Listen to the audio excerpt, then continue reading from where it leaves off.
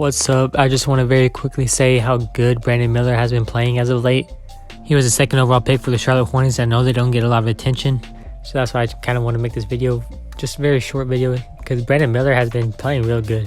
In the last 6 games, he scored at least 20 points in each game, and he had 35 last week. Of course, all these games have been losses. They are the Hornets, and they've been losing by a lot of points. I mean, Brandon Miller has been phenomenal.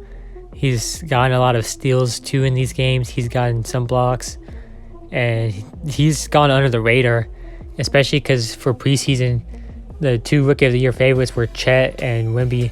Even though he was the second overall pick, Brandon Miller didn't have as high expectations as those 2 players, and he didn't have a lot of hype around them. The Charlotte Hornets were projected to be maybe an 11th seed. I personally thought they were the worst team coming to this year, and I still think they're worse than the Pistons, really. He wasn't even a starter at the beginning of the year, but now he's starting now, and he's been scoring a lot. He's been the main option, really, over LaMelo Ball, and especially since Terry Rozier got traded to the Miami Heat. He's looked much more comfortable this year, right now, in this stretch of games, as he did compared to the beginning of the year. And he can be confident. He was at Alabama. He was the #1 guy there, and I don't know if he can ever be the star of a team. He's definitely a starter. There are no questions about his talent. He's been allowed a lot more scoring opportunities. He's taking them, and he's not looking to pass when he gets the ball. That's what I love about him.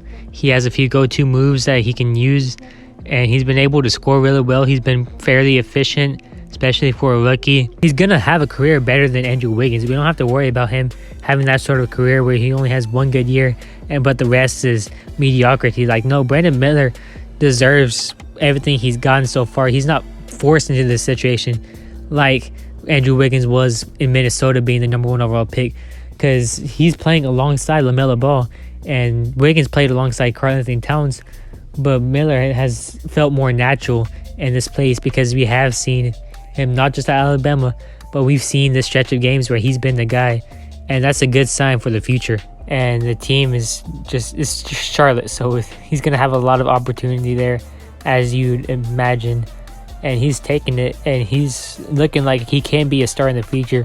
Now, I wouldn't say he's a lockdown defender necessarily, like Paul George wasn't really a lockdown defender in his first year, but then he developed and he grew into it.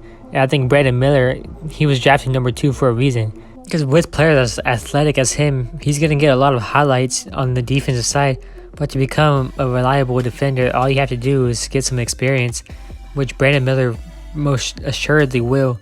So he's going to become one of the best defenders in the league, no doubt about it, because it's all about athleticism, really. We've already seen him take leaps this year alone, so we can only imagine what's coming up next. Brandon Miller is scary. The league better watch out. That's the bottom line. Thank you for watching. See you tomorrow.